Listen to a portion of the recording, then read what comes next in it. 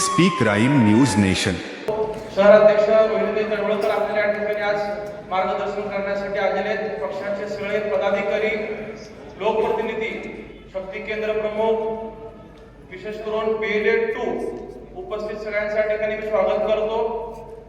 माझं मनोगत नंतर होईल। आता जे नियोजित सत्र आहे त्याप्रमाणे प्रशिक्षण शिबिराला सुरुवात होणार आहे। जवळपास 6 ते 7 सत्रामध्ये हे शिबिर या ठिकाणी होतंय।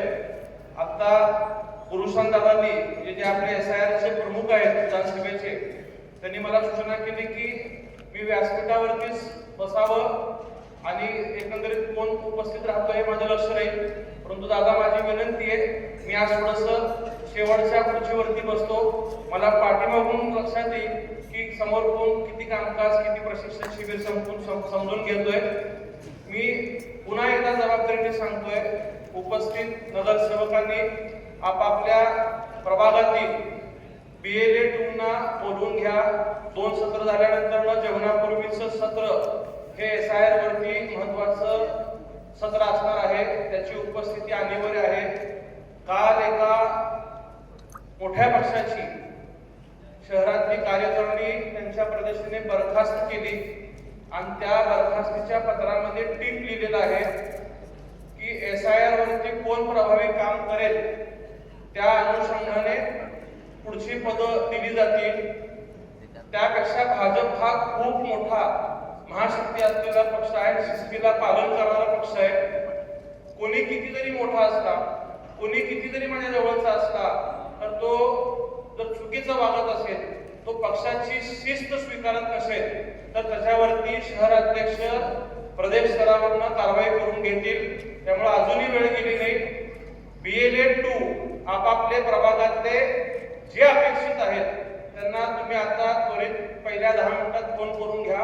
10 मिनिटानंतर सत्र चालू होईल आणि आज जर तुमचं इथं निश्चितीकरण जर झालं नाही तर ते आपल्याला काही पदाधिकाऱ्यांच्या फेरनियुक्त्या कराव्या लागतील, काही BLA-2 आपल्याला बदलावे लागतील, काही मंडलाध्यक्ष मला बदलावे लागतील आणि काही मंडळातली कार्यकारिणी मला त्या ठिकाणी बदलावी लागेल।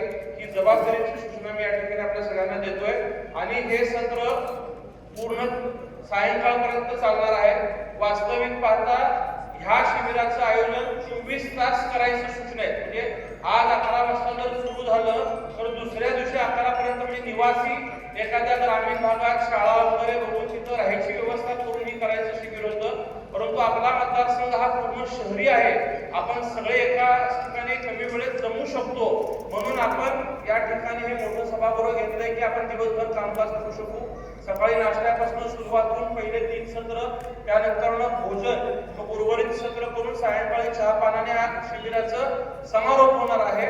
आपल्या उपस्थितीसाठी बाहेर 3 वेळा म्हणजे आपली रोहिणी शहर अध्यक्ष सर्व असताना सुद्धा सही करून आत आले। मी सुद्धा आमदार असताना सही करून गळ्यामध्ये हे घालून बसलेलो आहे।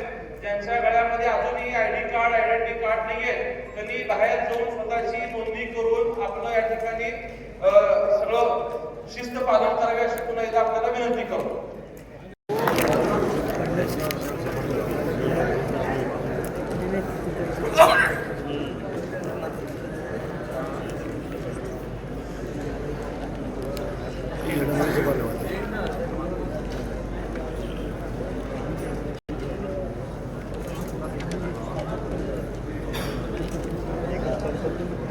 लगेच पण 100%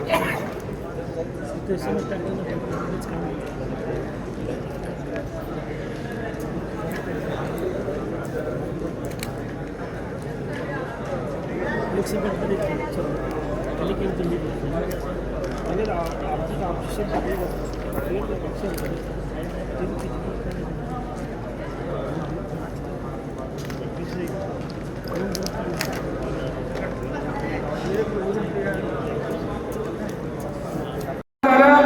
आपले आमदार शहर विधानसभेचे तरुण तडफदार आमदार देवेंद्रनाथ कोटे यांचा सत्कार नागेशांना सर्वांनी करावा अशी विनंती करतो।